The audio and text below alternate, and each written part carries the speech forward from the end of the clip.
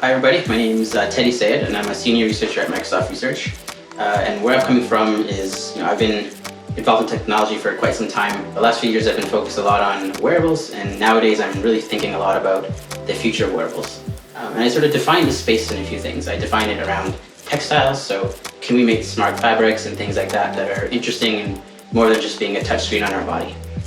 And the next thing I think about is a lot around technology. So what type of interesting machine learning models or AI can we add to our garments to give us sort of interesting experiences? And speaking of experiences, that's another thing that I think about a lot, where let's assume, for example, you have smart textiles and you have interesting technology. What type of experience can we give you with a garment? So maybe it's an interesting shoe or a hat or even a bag. And last but not least, there's integration. Integration is a notion of, can we integrate textiles, AI, machine learning models, and experiences into something unique. And integration is sort of the toughest challenge for a lot of things that I work on. It's also one of the funnest. Project Brookdale is really one of I'd like to call the first examples of what it's like to delve directly into the fashion industry and give them the tools to create technology.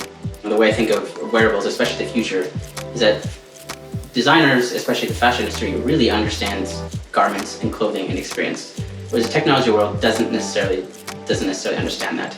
So if we can bridge that gap with something, maybe we can come up with some more interesting experiences. And that something, for the first step anyways, is Project Brookdale. Project Brookdale, it really touches upon the 4 areas I talked about, right? So textiles, we tried to make it easy for people to integrate them into fabric. Technology, we made it easier for people to plug and play different components and program different sensors. And then in terms of wearable experiences, one of the nice things about wearables, at least from the perspective that I have, is that it should be coming from fashion. It should be fashion designers that sort of curate the experiences that we have, right? So being able to give them better tools to do that was also one of the things we tried to do. And the integration, obviously, being able to do all these things in a seamless manner was kind of the nice thing. And sort of the bigger vision with Brookdale is really, if you imagine the space of wearables as this giant ocean, and trying to build wearables for this space is like trying to cross it with a car, right? But really what we want is a boat with nice boat parts. But a lot of the time with wearables, we're building things with car parts. And so the notion of having better boat parts to move across this ocean was really one of the motivations behind Project Brookdale. So if you think of your smartphone, right? Your smartphone has a bunch of different components, a bunch of different electronics, touch screens, fingerprint sensors, etc., etc. But a lot of this is driven by a tiny computer or a computer. On a wearable, we call this a microcontroller, right? It's a tiny computer that exists somewhere. Now, let's say you're going to build a Fitbit shirt that has a bunch of different sensors on it, right? It might read your heart rate, it might read your skin response.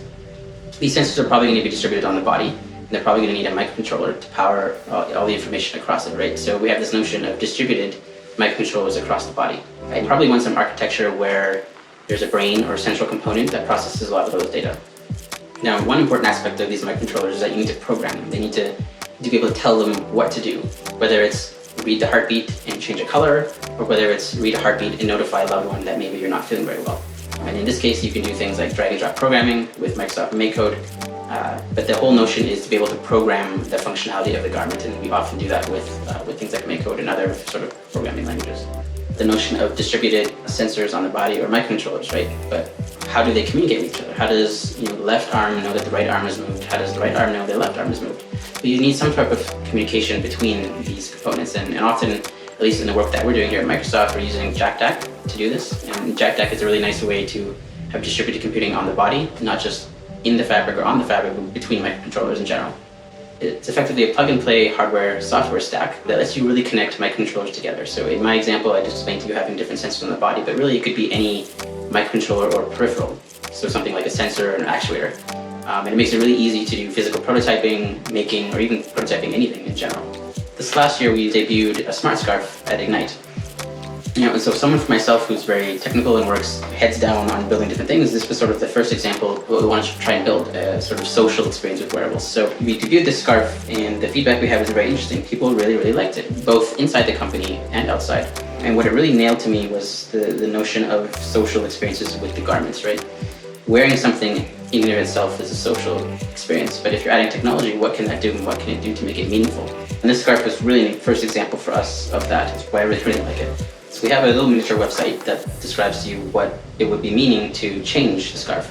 The scarf, right now, the way it works is these lights respond to something, and that something is information related to the weather. So we pull information from some APIs using Azure, collect some weather information, pull it down to a phone app. The phone app takes that information and then puts it into a tiny microcontroller that we have here running.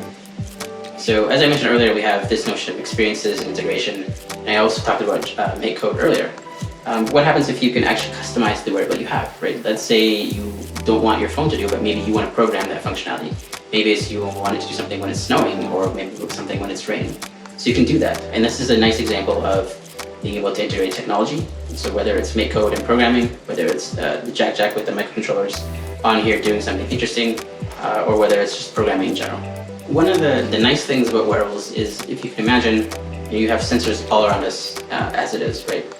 Whether it's temperature sensors out on devices in the world, or things on our phone. But we also have sensors on our body. And one of the nice things about sensors on our body is that it's very close to us, which means we can get pretty interesting data coming out of ourselves. And what we do with that data can be very meaningful. So whether it's a Fitbit that might have maybe not the most accurate heart sensor on our wrist, but what happens if it's close to our chest or on our body? So using things like Azure IoT to sort of take that information, which is effectively IoT information, but on our body, to do something interesting is really, really exciting. So hopefully at this point you're super excited about what the future of wearables could be. And obviously there's a few things you can do to get started. If you're interested in programming a device or a microcontroller, take a look at Make Code. Again, very easy. You can purchase many of the microcontrollers that we use to prototype wearables already today. If you're interested around programming the microcontrollers, so having different sensors on your body and looking at plug and play or even prototyping something on your body physically, take a look at Jack. And last but not least, if you're interested more on the data side, the data science side, and being able to take in some of the information that you'll capture, take a look at Azure IoT. There's a lot out there that we're already doing, so I hope you're excited, and I'm looking forward to something that you're building.